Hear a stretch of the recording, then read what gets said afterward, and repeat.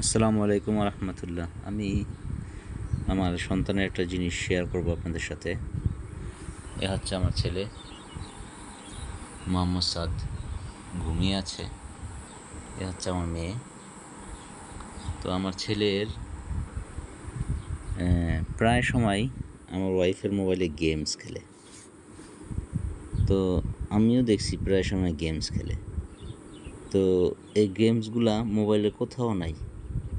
এই মোবাইলে যত ইনস্টল অ্যাপস আছে এখানে, সমস্ত অ্যাপসগুলো এখানে, মানে এখান থেকে শুরু থেকে শেষ পর্যন্ত আপনি চাইলে দেখেন একটা গেমও নাই এটার ভিতরে, এখানেও নাই এটার ভিতরে, এখানেও নাই,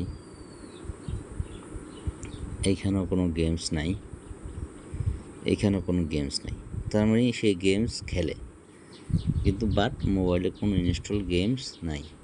তো এই বিষয়ে নিয়ে আমার ওয়াইফও বলছে ও দেখি গেমস খেলে, কিন্তু আমি পরবর্তীতে ডিলিট করতে গেলে আর ওই গেমস খুঁজে পাই না। তো আমি ওয়াইফরে বলছি যে মোবাইল খুঁজে টুজে দেখছি যে এখানে কোনো গেমস নাই। ও মনে হয় সরাসরি এই প্লে স্টোরে যায়, এখান থেকে যে গেমসটা খেলার ওই গেমসটা এখান থেকে সে ডাউনলোড দিয়ে পরে খেলে। পরবর্তীতে যাই হোক, যে কোনোভাবে জানতে পারছি আসলে ওইভাবে না, এই মোবাইলের মধ্যেই সে অনেকগুলা গেমস এক জায়গায় লুকায় রাখে এবং সেখান থেকে সে গেমসগুলো যখন মন চায় তখন খেলে, যখনই হাতে মোবাইল পায় তখনই খেলে। তো যেহেতু আমি অ্যাপসে এখানে কোথাও খুঁজে পাচ্ছি না, আমি আপনাকে টিপসটা দেখাচ্ছি সে কীভাবে এটা রাখছে।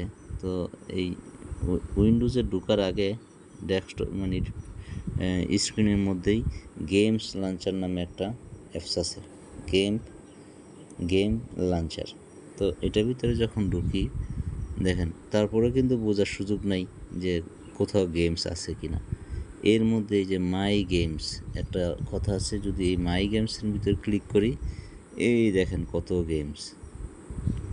কতগুলা গেমস রাখছে, সেগুলা এইখান থেকে খেলে। এগুলো ছাড়া সব তার চয়েসের গেম, যা জীবনে আমরা কোনো সময় খেলতেও পারিনি, সব এই চয়েসফুল গেম।